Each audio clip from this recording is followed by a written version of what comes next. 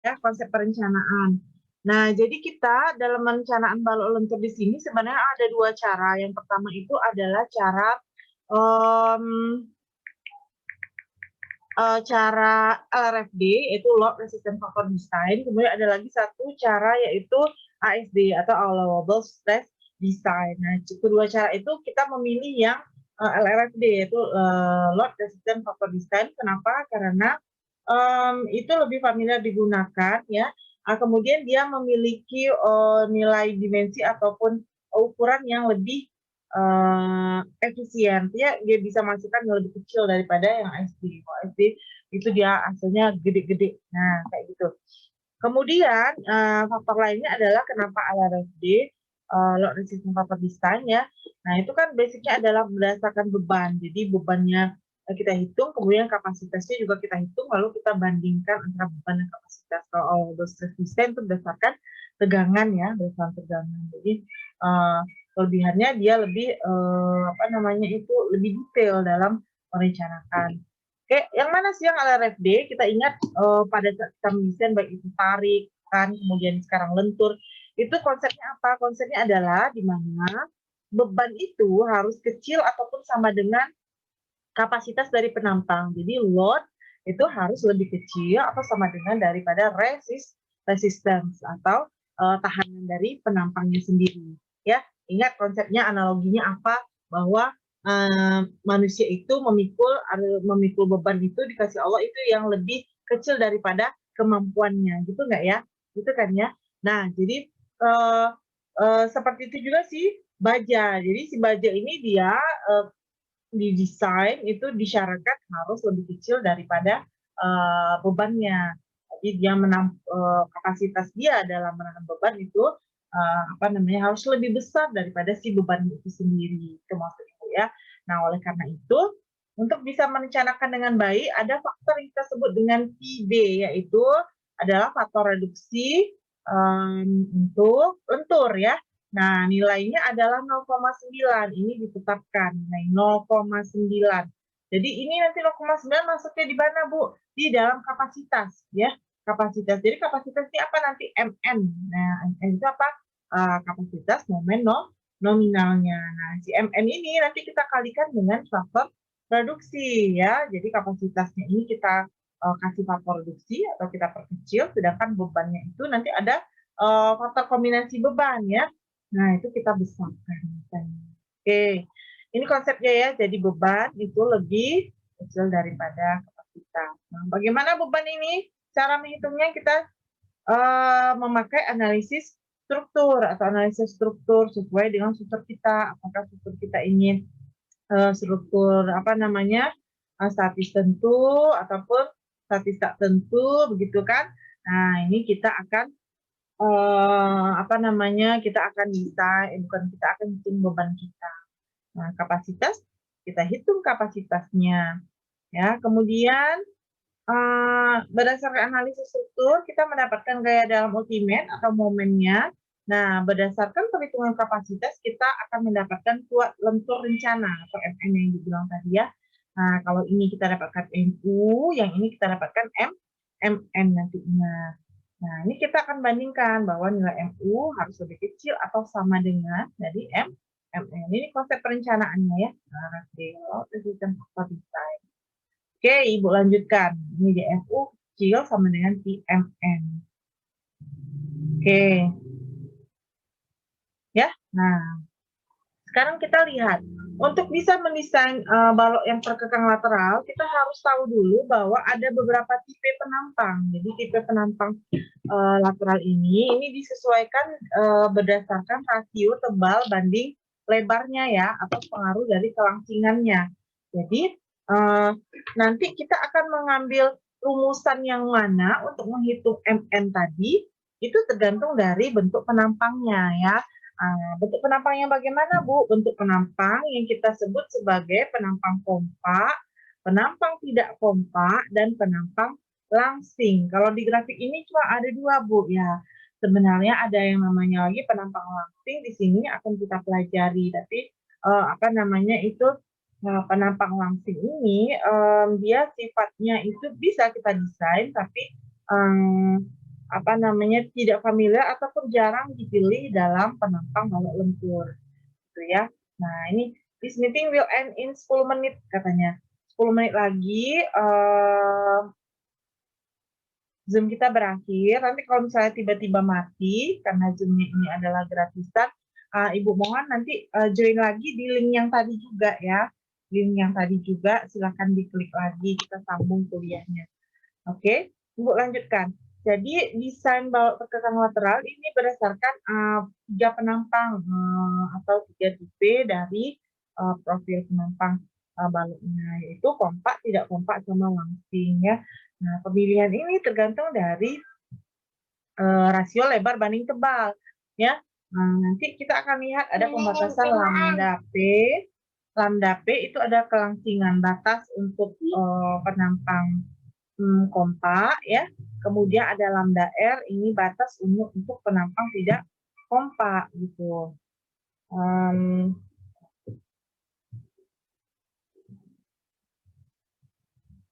Bentar ya. Mainannya mati-matian. Mainan teman-teman. Oke, nah jadi ada batasan ini nanti yang akan memisahkan atau akan mengklasifikasikan gitu ya, kita ini penampangnya kompak atau penampang tidak kompak atau penampang langsing gitu. Nah, nilai lambda P dan lambda R, nah ini nanti akan kita lihat ya, lambda P dan lambda R, lambda residu. Nah, ini ada MR, M residu, MP adalah momen plastisnya ya. Nah, momen plastis. Nah, nilai lambda ini tergantung dari perbandingan lebar banding tebal, P dibandingkan dengan T-nya. Oke ya. Jadi, kita ketahui baja ini kan adalah elemen yang langsing-langsing, walaupun dia kuat, ya, tapi dia ini langsing, dan langsing ini cenderung dia punya resiko yang besar terhadap buckling atau tekuk, ya. Nah, makanya diperhatikan nih pengaruh kelangsingan elemen. Baja ini penampangnya terdiri dari profil terbuka atau relatif tipis ya. Kenapa dibilang terbuka? Anda bisa lihat sendiri ya visualisasinya seperti ini. Jadi kalau misalnya kita lihat atau kita bandingkan dengan beton, beton itu tidak terbuka seperti ini, kemudian dia juga solid. Kalau misalnya baja kita lihat dia penampangnya terbuka, jadi ada sayap, ada web, ya, ada sayap bawah lagi gitu kan. Nah, jadi dengan profil terbuka dan relatif tipis ini, maka kita perlu memperhatikan kelangsingannya, ya. Nah, kelangsingan ini dapat diukur dari rasio lebar banding tebal. Lebar daripada sayap dibanding tebal sayap. Lebar dari web dibandingkan dengan tebal dari web. Nah, gitu ya. Nah, jika terjadi tegangan tekan, elemen beresiko mengalami kebuntuan lokal. Jadi kalau ada beban yang menyebabkan dia tekan, maka resikonya adalah di sini ya. Nomor 1, ini bisa terjadi tekuk yang merah ini, jadi penampangnya yang pertama ini adalah datar atau lurus. Kemudian ketika kena beban tekan, jadi mencong atau dia menjadi coak begini ya, kita sebut tekuk atau lokal buckling. Nah, begitu juga yang nomor 2 ini juga dia apa namanya kita sebut sebagai lokal buckling. Ini pada badan, yang ini pada sayap gitu ya. Kemarin kita kenal profil yang paling cocok untuk balok lentur apa? Profil apa? Profil IWF gitu. Kita lihat tekuk lokal mengurangi kinerja struktur, bahkan bisa memicu kerusakan yang lebih besar ya. Nah, jadi kita harus menghindari si tekuk lokal ini. Nah, itu kan kelangsingan tuh nggak bisa kita hindari karena baja memang sebenarnya langsing. Yang kita hindari itu adalah terjadinya tekuk, supaya gimana sih supaya tidak terjadi tekuk. Nah, itu kan makanya kita harus rencanakan atau rancang berdasarkan kelemahannya tersebut. Jadi ada rasio lebar banding tebal ya. Pada tahap awal perencanaan ini kita harus mengklasifikasikan dulu berdasarkan rasio lebar banding tebalnya. Nah, itu dia tadi klasifikasi apa? Maksudnya klasifikasi dia apakah kompak, tidak kompak, atau dia langsing. Nah, ini untuk mengantisipasi bahaya tekuk lokal atau lokal buckling. Nah, karena apa? Karena menunjukkan kelangsingan elemen sayap dan web serta kekakan restraint ya.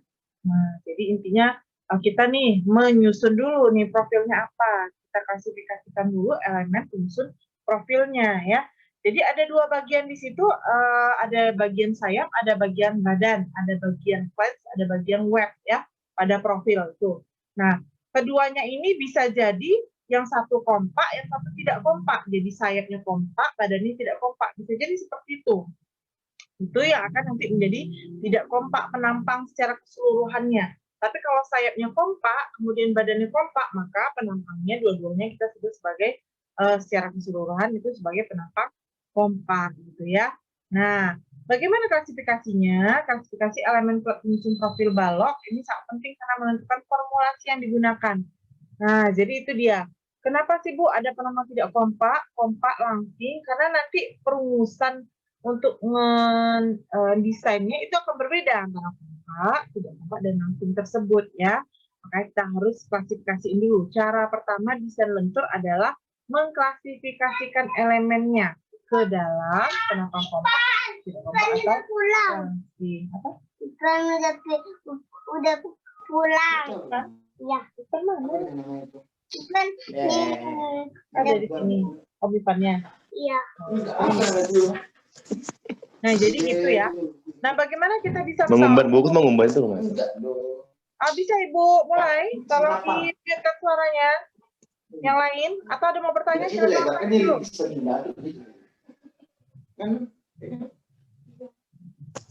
Agak tegak kalau situ dulu. Mana pen kau sini?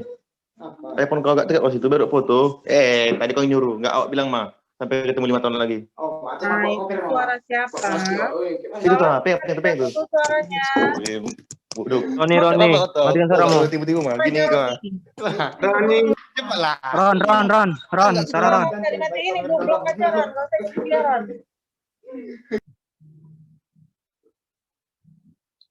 Oke, Bu, lanjutkan lagi. Jadi Ibu harus mengedit lagi nanti hasil rekamannya karena suara si Roni Lando tadi masuk ya. Tolong kecuali kalau Anda bertanya silahkan Anda aktifkan suaranya. Tapi kalau suara-suara lain tolong dimatikan dulu. Nah, itu jadi lambda itu kecil sama dengan lambda P. Jadi lambda ini adalah kelangsingan ya. Lambda itu adalah perbandingan antara lebar banding tebal tadi ya. Nah, lebar banding tebal ini kita akan lihat apakah dia ini lebih kecil sama dengan lambda P. Lambda P ini adalah batasan nilai kelangsingan penampang kompak. Nah, nilai lambda P ini akan ditentukan berdasarkan tabel nantinya ya. Jadi ada 0,38 dikalikan dengan akar FY. Nah, itu akan ditentukan dari tabel SNI tahun 2015. Nah, jadi gitu. Kalau misalnya kita mempunyai lambda yang kecil sama dengan lambda P, maka penampang kita ini adalah tergolong kompak. Kalau seandainya lambda P kita ini lebih kecil dari lambda atau lebih kecil sama dengan lambda residu, maka kita klasifikasikan menjadi penampang tidak kompak. Dan jika lambda kita besar daripada lambda R, maka penampang kita tergolong langsing. Nah, gitu ya. Sekarang kita lihat lambda ini apa sih ya? Lambda tadi Ibu sudah singgung bahwa lambda merupakan rasio antara lebar banding tebal, tapi bukan mutlak langsung B bagi T, bukan gitu ya. Nah, tapi kita lihat rumusnya. Untuk lambda itu mana ya? Bentar ya.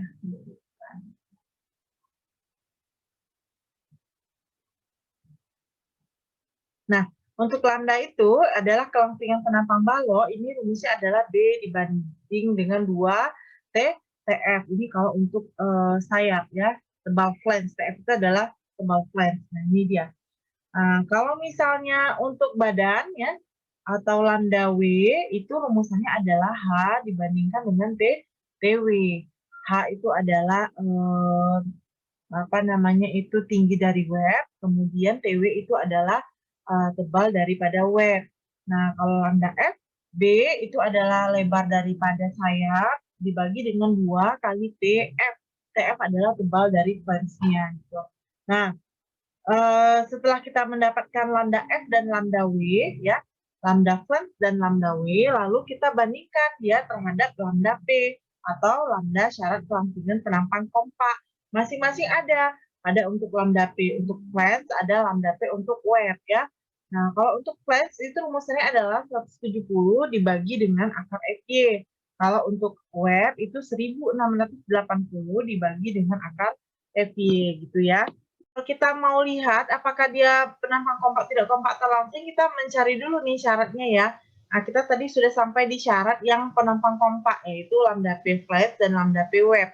Nah, kemudian ada satu lagi syarat, yaitu lambda residu. Lambda residu ada dua juga, ada lambda residu flat, ada lambda residu untuk web. Anda bisa gunakan rumusan ini, kemudian ada lambda yang ada ya. Nah, untuk lambda residu flat itu 370 dibagi akar F yield kurang FR. F yield adalah F yield ya. Nah, F yield-nya untuk baja berapa F yield baja? Ada yang ingat nggak? F yield baja berapa? Kalau BJ37 F yield-nya berapa? F yield-nya berapa? Ada yang ingat? Nggak ada ingat satu pun, saya balikin lagi ke baja 1 ya semuanya.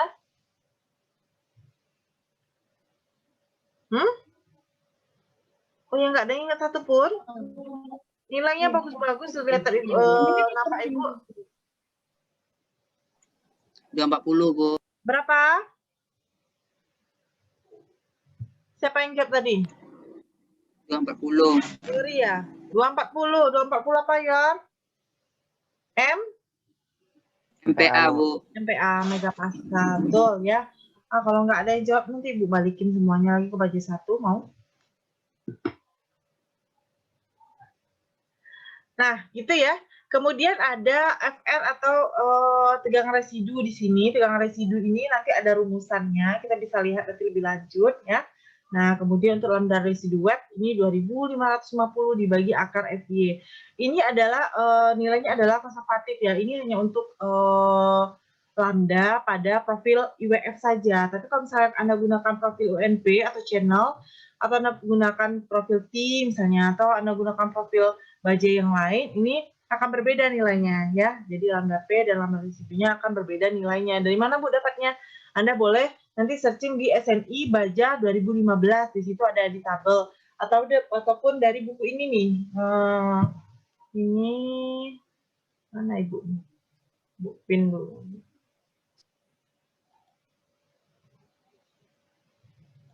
Ya, Anda boleh baca dari bukunya, aduh nggak kelihatan ya, Pak Wirianto Dewa Broto. Gimana caranya? Kalau nggak wajah manusia, dia nggak di-tag. Nggak bisa. Coba aja nanti Ibu kasih tahu ya, nama bukunya adalah Soto Baja, pengarangnya adalah Pak Wirianto Dewa Broto. Coba cari unduhannya di internet. Nah, di situ ada nilai yang menyatakan lambda P dan lambda R-nya. Ibu nanti coba juga Ibu scan-kan, Ibu masukkan, Ibu tambahkan dalam slide presentasi kuliah kita ini ya. Oke. Nah, sampai sini paham kira-kira apa yang dimaksud lambda, apa yang dimaksud lambda P, apa yang dimaksudkan dengan lambda F, lambda W, dan lambda R. Nah, tolong pahami dulu. Ibu kasih waktu 1 menit deh untuk melihat-lihat slide ini. 1 menit kelamaan ya, 30 detik deh. 30 detik silahkan. Pahami betul slide ini, karena ini intinya dari semua slide bak lentur.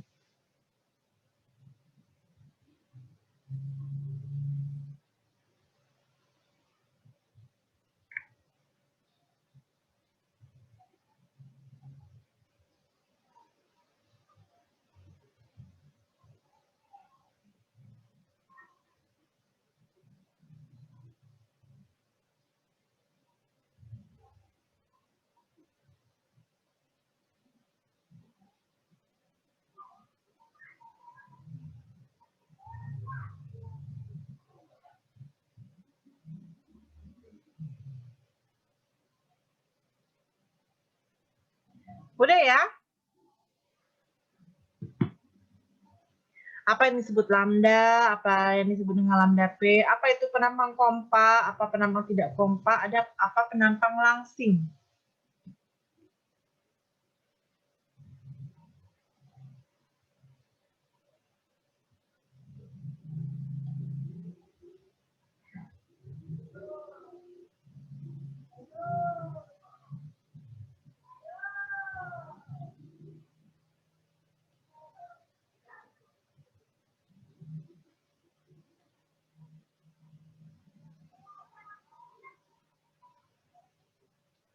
Nah, oke, Ibu rasa cukup. Nanti Anda apalagi di buku ya, nanti Anda lihat atau lupa di buku. Nah, sekarang ada batasan lambda P, tadi adalah batasan kompak, ini adalah batasan tidak kompak ya. Nah, ini ini untuk penampang kompak. Jadi pada penampang kompak ini tidak ada masalah tekuk lokal sama sekali. Karena penampangnya kompak itu sayapnya kompak ya. Kemudian badannya kompak. Artinya apa? Artinya perbandingan lebar atau rasio antara lebar banding tebal dari profil tersebut itu sudah memadai gitu ya. Artinya nggak terlalu langsing, tidak terlalu tipis. Nah, sehingga tidak terjadi masalah tekuk lokal. Kemudian kita bisa tandai di bagian penampang kompak ini MN atau momen nominalnya ini sama dengan momen plastisnya ya. Momen nominal sama dengan momen plastisnya. Oke. Kemudian kalau misalnya bagian yang di tengah ini kita sebut sebagai bagian penampang tidak kompak.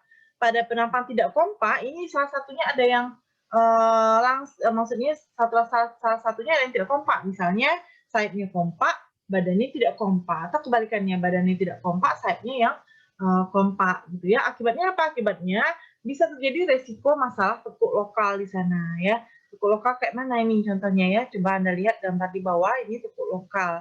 Jadi di web itu ada tekuk, kemudian di bagian flange-nya atau sayapnya juga mengalami tekuk. Ini tekuk lokal ya namanya.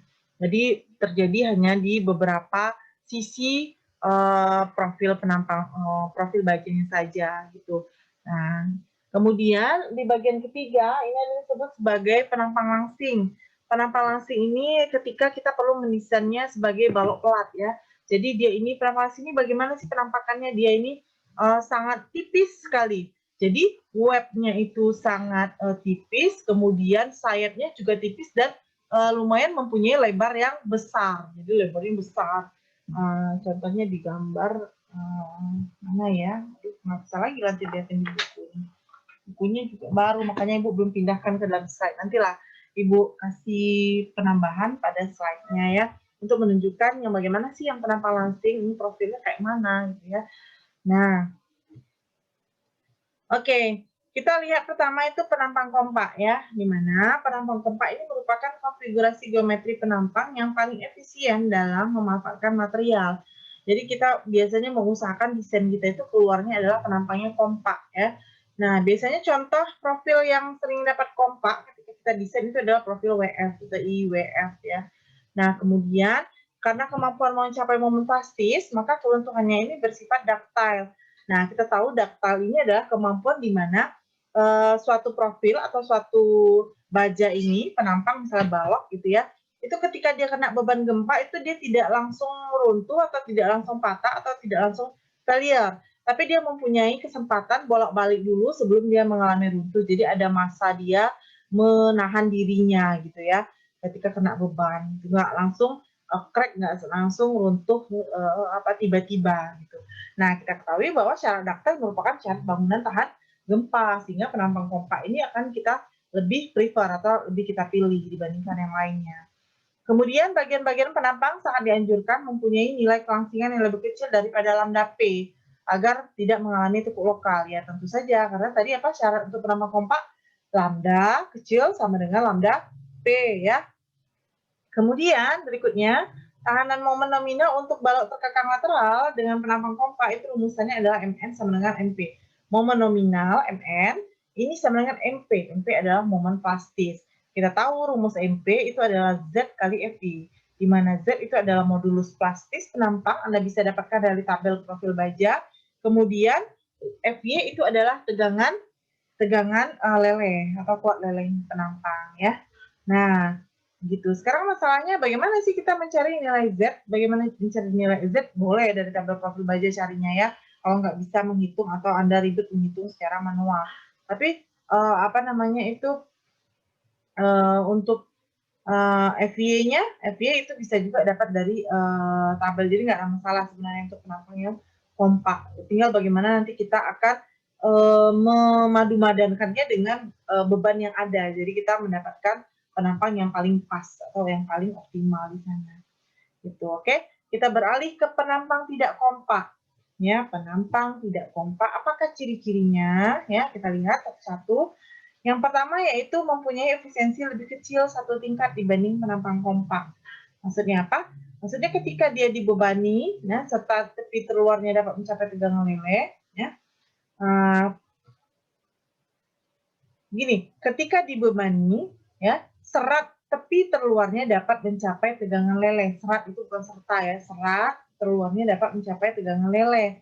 Nah, meskipun demikian, sebelum penampang plastik terbentuk, profil akan mengalami tekuk lokal. Jadi dia nggak sampai ke masa plastisnya. Jadi dia ini nggak tahan banting nih penampang tidak kompak ini. Ketika ada beban ya, ketika ada beban dia sampai leleh, sampaikah ke plastis, belum nyampe plastis dia udah mengalami tekuk duluan. Jadi nggak sampai ke plastis dia udah mengalami tekuk. Itu yang kita sebut sebagai penampang tidak kompak. Kalau yang kompak tadi dia sampai ke plastis ya, nggak ada masalah, tidak terjadi tekuk, tidak terjadi torsi. Nah, itu dia penampang kompak ya. Kemudian tahanan nominal pada saat lambda sama dengan lambda R adalah Mn sama dengan Mr sama dengan Fy dikurang Fr dikali S. Apalagi nih Bu rumusnya? Nah, jadi bedakan ya, kalau tadi penampang kompak rumusannya Z kali Fy, kalau untuk penampang tidak kompak rumusannya adalah Fy dikurang Fr dikali S. Nah, nggak ada Z lagi, tapi yang ada S. S itu apa? S adalah modulus penampang, modulus penampang. Kemudian apa itu Fy? Fy adalah tegangan leleh, Fr adalah tegangan sisa gitu ya. Nah, berapa nilai Fr? Fr itu ditetapkan ya, ditetapkan nilainya 70 MPa untuk penampang gelas panas. Penampang gelas panas ini maksudnya apa? Ini penampang gelas panas ini sama dengan baja konvensional. Jadi baja struktural yang besar-besar, tebal-tebal itu, bukan baja ringan itu, bukan. Nah, ini nilainya adalah 70 MPa. Kemudian apabila dia mendapat pengelasan, jadi ada juga kan yang dibentuk itu dilas dulu dia, jadi bukan langsung bentuknya profil IWF keluar dari pabrikan cetak gitu, bukan, tapi berdasarkan lembar-lembaran kemudian dia dilas, jadilah suatu profil IWF misalnya gitu ya. Nah, kalau misalnya dia dilas membentukkan profilnya, maka nilainya 115. Oke. Kemudian bagi penampang tak kompak yang mempunyai lambda P kecil dari lambda R, maka besarnya tahanan momen nominal dicari dengan melakukan interpolasi linier sehingga diperoleh rumusnya untuk mencari Mn ya, lambda R kurang lambda dibagi lambda R kurang lambda P dikali MP. MP tadi momen plastis ditambah lambda kurang lambda P. Lambda adalah punyanya si penampang, lambda P adalah punya syarat izin ya. Nah, lambda R syarat izin residu, lambda P syarat izin plastis dikalikan dengan MR. MR adalah momen residunya. Residu dari mana rumusnya? Dari yang atas ya. Nah, dari yang atas. Nah, MR sama dengan Fy dikurang Fr dikalikan dengan S. Oke. Nah, lambda tadi apa? Lambda adalah kelangsingan penampang balok. Nah, ini kita bisa lihat kalau sayap B/2TF, kalau misalnya web itu apa tadi rumusnya H/TW. Oke, lambda R dan lambda P ini bisa Anda dapatkan dari tabel D401B EISC 2010 atau tabel 751 peraturan baja atau dalam tabel 91 dan tabel 92. Ya, ini bisa juga dari SMI dapatnya untuk mencari nilai lambda R dan lambda P. Kalau misalnya tadi profilnya bukan IWF, kalau IWF silakan gunakan rumusnya yang ini ya. Ini rumusannya lambda P, ini rumusan lambda R. Oke. Sampai di sini ada pertanyaan, Ibu mau lihat mahasiswa Ibu dulu. Apakah masih mengikuti atau sudah leave atau meninggalkan? Ibu ngomong sendiri jangan kan? Oke. Gimana, ada pertanyaan? Iwan, ada pertanyaan, Wan? Enggak ada, Bu. Bisa jelas? Suara Ibu bisa jelas?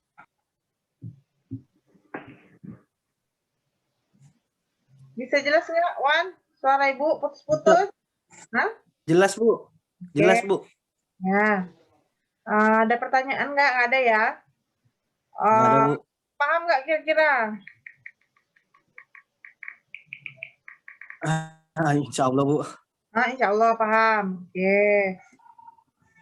Nanti Ibu tanyakan nih setelah mau selesai kuliah. Pahamnya sampai di mana kan gitu. Siti, ada pertanyaan nggak, Sit? Krisela juga. Buat sekarang belum, Bu. Terlalu cepat nggak Ibu menjelaskan?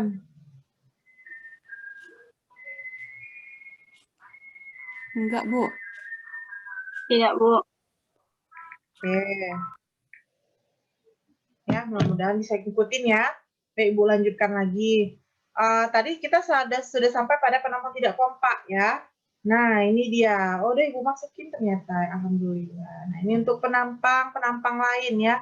Ini untuk penampang apa tadi? Profil IWF. Ini boleh pakai ini. Tapi kalau misalnya Anda masukin nih 0,38 kali, coba nanti dites. Dikali modulus elastisitas baja 200.000 MPa, diakarkan gitu ya. Dibagi dengan FY. Nah, ini hasilnya mirip-mirip kayak gini. Nah, lambda P, lambda P flange, lambda P wave-nya. Nah, ini kan lambda P, ini lambda R-nya ya. Nah, ini untuk penampang apa namanya angel atau penampang legs of single angel. Nah, ini penampang bentuknya L, ini penampang channel, ini penampang siku ya namanya, ini channel. Kemudian ini penampang T ya. Nah, ini adalah silakan digunakan rumus lambda P dan lambda R-nya. Ya. Kemudian batas lambda P dan lambda R. Nah, ini sambungannya juga nih. Nah, ini sambungannya juga. Nah, kemudian ini kita lihat penampang langsing. Yang tadi itu ya tabel-tabel tadi itu simak sendiri ya. Nah, diperhatikan baik-baik masing-masing rumusannya ya. Ibu lanjut langsung biar enggak menghabiskan waktu yang lama menjelaskan satu-satu yang ada di tabel itu. Oke, kita bahas langsung penampang langsing yang ketiga. Bagaimana penampang langsing? Ini adalah penampang yang mempunyai konfigurasi profil yang tidak efisien ditinjau dari segi pemakaian material. Ya, kemudian perilakunya saat dibebani sebelum tegangan mencapai kondisi leleh sudah terjadi tekuk lokal terlebih dahulu.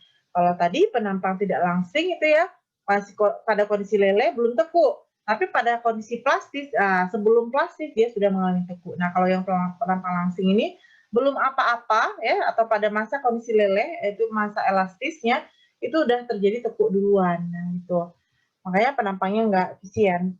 Jadi belum apa-apa udah tekuk. Gitu kan. Oleh karena keruntuhannya dominan oleh tekuk yang sifatnya tidak ductile, maka penampang langsing tidak disarankan untuk digunakan sebagai elemen struktur utama. Elemen struktur utama ini maksudnya apa? Contohnya adalah balok, kolom gitu ya, kemudian rangka atap, rangkanya.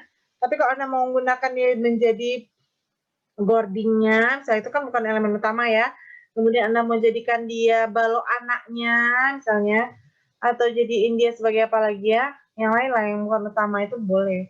Nah, apalagi untuk bangunan tahan gempa ini tidak direkomendasikan penampang langsing. Walaupun begitu, tetap ada rumus untuk menentukan momen nominalnya, yaitu momen nominal sama dengan momen residu dikali lambda R bagi lambda dikuadratkan. Ya, tadi MR adalah momen residu, rumusnya yang ini. Ini FY kurang FR dikalikan dengan S, kemudian kita kali dengan lambda R, lambda residu, rumusnya yang mana? Yang ini ya. Ini lambda residu. Nah, kemudian dikuadratkan. Kita peroleh nilai MN-nya ya. Contoh soal ada di buku. Bu, belum buka bukunya ini. Tapi sebelum contoh soal, boleh nggak Ibu jelasin lanjutan dulu ya? Lanjutan dikit ini. Lanjutan, ya, balok. Jadi kenapa sih lanjutan balok ini perlu kita cek ya? Nah, suatu struktur itu kalau misalnya dia kuat, nah itu adalah kita memenuhi syarat desain yang pertama. Jadi kuat nggak struktur baloknya? Struktur balok bajanya kuat, oke, memenuhi syarat pertama, oke ya. Nah, ditanya lagi syarat kedua, stabilitasnya bagaimana? Stabilitasnya bagaimana? Serviceability-nya bagaimana? Apakah dia stabil? Apakah dia kaku?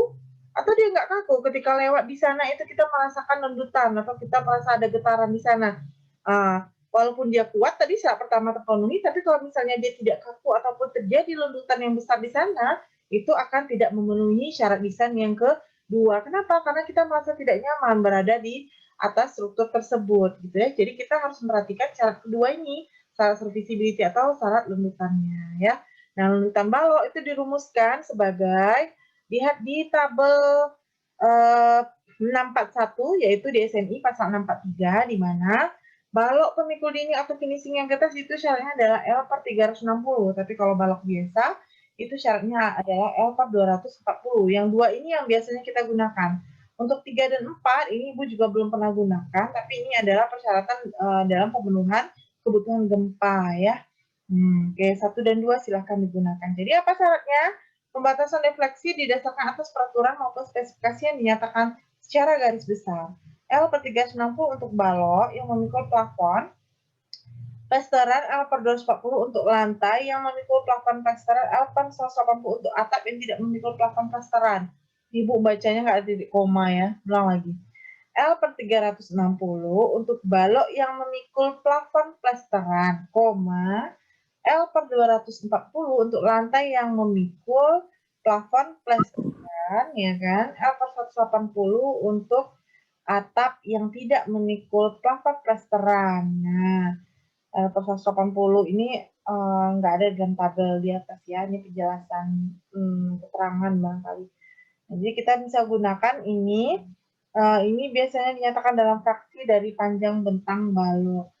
Ya, jadi nggak ada apa namanya untuk lendutan. Nah, bagaimana kita mencari nilai lendutan kita, lalu kita bandingkan dengan lendutan maksimum atau lendutan syarat ini?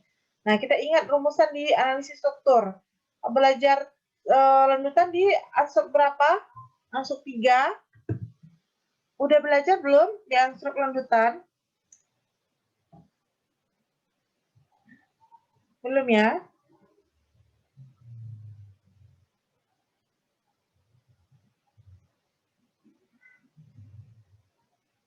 Nah, ini dia syarat untuk lendutan akibat beban kerja. Jadi kalau misalnya kita punya balok di atas 2 tumpuan sendi dan roll, kemudian ada beban rata, maka lendutannya dicari pakai rumus yang ini.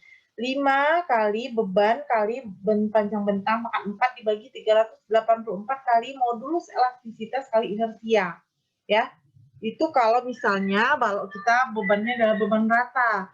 Kalau balok kita adalah bebannya beban titik, ya rumusannya yang di bawah ini. Jadi rumusannya P beban titik dikali L pangkat 3 bentangnya berapa, kemudian bagi 48 kali modulus elastisitas kali I. Kalau misalnya bentangnya berada pas di tengah-tengah, kalau seandainya bebannya tidak berada di tengah-tengah, jadi ada jarak X yang dari titik A, maka rumusannya P dikali B kali 3L kuadrat kurang 4B kuadrat per 48 EI. Nah, nilai lendutan yang dihasilkan ini nanti Anda bandingkan dengan syarat lendutan maksimum. Saat nilai lendutannya ini lebih daripada lendutan maksimum, gitu ya. Anda perlu perbesar lagi atau perkali lagi batangnya, ya.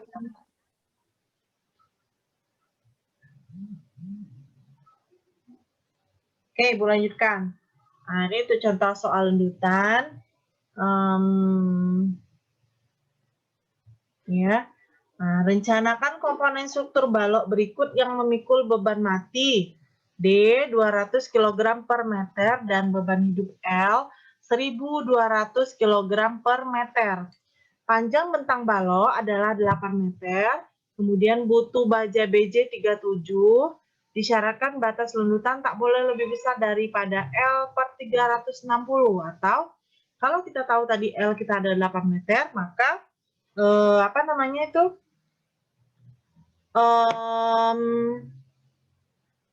maka lendutan maksimumnya atau L per 360-nya adalah 8 per 360 atau 0,022 meter. Bagaimana langkah pengerjaannya? Cara pertamanya kita hitung MU-nya dulu ya, moment ultimate-nya. Karena kita tahu bahwa struktur balok kita ini adalah balok yang berada di atas 2 tumpuan ya, kita anggap di asumsi di antara 2 tumpuan sendi dan roll, kemudian ada beban rata di atasnya, maka rumusan MU-nya adalah 1/8 QU kali L kuadrat. Ya, 1/8 kali Q-nya adalah 2,16. Ini dapatnya dari mana? Dari 1,2D tambah 1,6 L ya, yang di atas ya, 1,2 kali 200 tambah 1,6 kali 1.200. Dapatnya adalah 2,16 ton per meter. Nah, kemudian kita cari MU-nya dapat 17,5 28 ton per meter, lalu kita asumsikan penampangnya adalah kompak, maka tahanan perencananya adalah, ya ingat rumusnya apa kalau kompak? MN-nya sama dengan MP ya, sama dengan ZX kali FY. Jangan lupa untuk kasih faktor reduksi 0,9 ya. Kemudian dari rumusan itu kita kombinasikan atau kita ubah karena kita mencari nilai ZX perlu, karena kita mencari profilnya ya. Kita anggap bahwa nilai MU tadi itu sama dengan MP. Jadi untuk mencari ZX perlu ini sama dengan MU dibagi PB ya, kali FY. Nah, P-nya 0,9, FY-nya 240, maka dapat ZX perlunya adalah 800 cm3. Jika penampang kompak momen plastik dapat dicapai, ini yang perlu kita ingat nih ya. Momen plastik dicapai, maka yang kita cari itu adalah momen plastisnya. Nah, dengan nilai ZX sekian, maka kita cari di tabel profil baja yang mendekati atau yang lebih sedikit daripada ini, daripada ZX perlunya, 800. Kita carilah yang lebih besar, yaitu 843,55 cm3 ya. Nah, profil WF 300, 200, 8, 12. Lalu kita cek kelangsingan penampangnya, hitung rasio lebar banding tebalnya, yaitu lambda F dan lambda W-nya. Lambda F rumusnya adalah B per 2TF, lambda W adalah H per TW. Jadi B-nya berapa di sini? 200. Ini ya. B-nya yang ini. Ya. 200 dibagi 2 kali 12. 12 yang mana? Ini dari sini. 12. Ini satuannya milimeter semuanya, jangan lupa. Jangan diganti jadi sentimeter, jangan diganti jadi meter. Jadi satuannya adalah milimeter, ingat ya. Nah, lambda F-nya adalah 8,33. Nah, kemudian lambda F-nya kita dapat, kita hitung batasannya. Nah, untuk rumusnya 170 per akar FY, kita peroleh lambda P-nya 10,97. Nah, nilai lambda F ini harus lebih kecil daripada lambda P, supaya kita dapat kompak ya. Nah, gitu. Nah, kemudian setelah sayap kita hitung, yang badan juga kita hitung. Lambda W-nya adalah H per TW, yaitu 294. Dapatnya dari mana? 300 dikurangi dengan 6. Sorry, 300 dikurangi 6 ya, benar, 6 mili, karena 6 itu adalah bukan 8 atau 6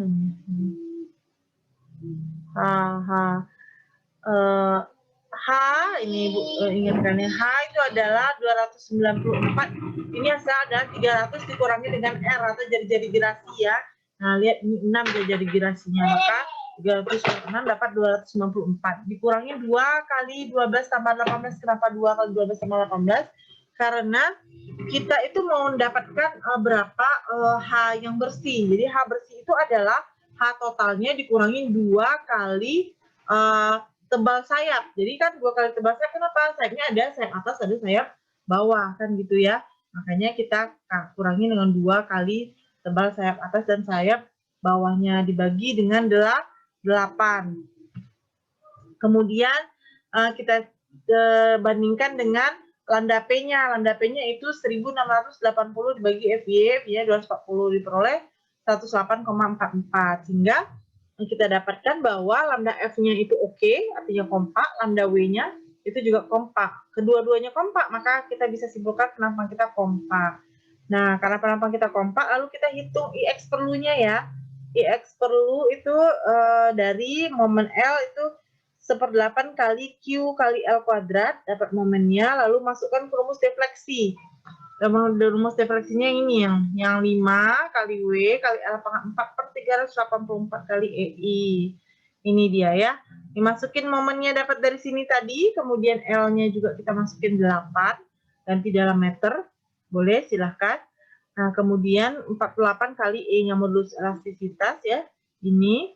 Nah, kemudian ini adalah delta max-nya ini. Jadi dibalik rumuskannya deltanya di sini. Jadi delta max-nya diambil dari 8.000 bagi 360. Nah, ini. Karena dijadiin milimeter semuanya ya. Nah, kita dapatkan IX perlunya adalah 12.000 cm/4. Nah, dari IX perlu ini kita dapatkan bahwa profil UEF 300, 200, 8, 12 ini tidak mencukupi karena IX-nya adalah 11.300 cm/4. Jadi misalnya dari segi kekuatan tadi kita udah oke, penampangnya juga udah kompak gitu ya. Tapi ketika dilihat dari lendutannya ternyata tidak oke. Karena apa? Karena nggak cukup ini. IX-nya adalah 11.300, sementara IX perlu kita adalah 12.000. Dari mana Bu IX yang 11.300? Ini dari tabel profil baja. Atau misalnya kita hitung sendiri bisa juga nilai IX ini ya. Masih ingat cara menghitung momen inersia penampang tersusun? Ya, harusnya masih ingat ya, di mekanika bahan dulu udah Ibu ajarkan cara menghitung penampang tersusun. Nah, yang kita dapatkan ini. Tapi kalau di baja nggak ngitung secara manual lagi boleh, itu pakai tabel profil baja silahkan gitu ya.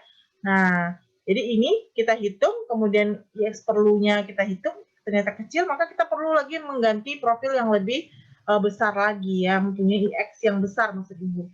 IX-nya yang lebih besar dari lebih besar atau sama dengan 12.000 cm pangkat 4. Ini untuk mencari lendutan. Jadi rumusnya dibalik-balik Bu, iya gitu. Biar kita dapatkan dimensi yang oke atau yang dimensi yang pas gitu ya.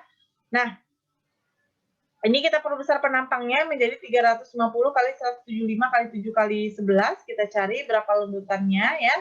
Lendutannya ketika IX-nya 13.600, ini ZX-nya 840, maka kita dapatkan lendutannya adalah lebih besar daripada, lebih kecil daripada syarat maksimum lendutan, itu syaratnya tadi sekitar 0,222 meter atau 26,67 mm. Nah, sedangkan lendutan yang terjadi pada profil WF yang ini, yang kedua ini adalah 23,53 mm. Oke ya. Nah, jadi kalau tidak ada tabel ZX, maka kita bisa asumsikan profil dengan mengambil IX yang mendekati yang didapat dari lendutan izin maksimum ya. Ini kesimpulan dari cara mengerjakan soalnya gitu ya. Mungkin nanti, nah ini minggu depan aja deh. Ini, mungkin nanti Anda bisa oret-oret lagi di rumah.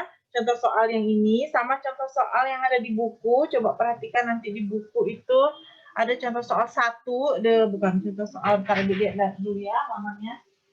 Di buku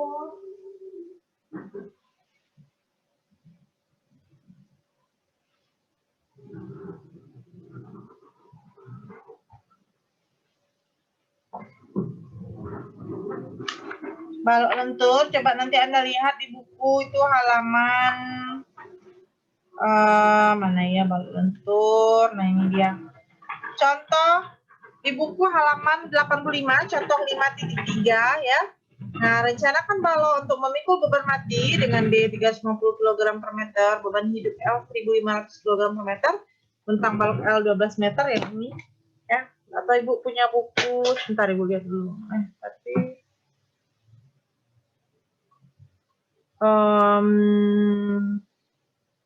mencari buku dulu nih. Udah deh, lama deh kayaknya mencari buku Ibu bakal lama. Jadi nanti Anda silakan ini aja.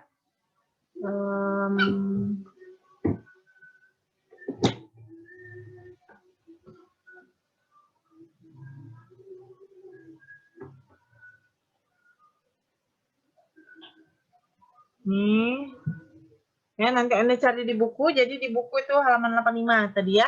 Nah, Anda kerjakan contoh soalnya, contoh soal 53 dan contoh soal yang ini, yang lendutan ini ya. 54, contoh soal lendutan yaitu di 54. Kemudian Anda coba kerjakan latihan dulu ya, latihan di buku itu halaman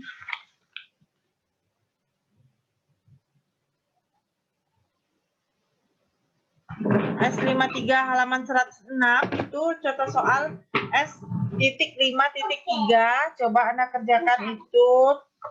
Kemudian S.5.6, coba Anda kerjakan itu sebagai PR. Ya, PR Anda kerjakan 2 minggu dari sekarang. Jadi ini, minggu depan belum dikumpul, minggu 1 lagi dikumpul. Ya, minggu 1 lagi dikumpul untuk yang balok lentur. Nah, gitu.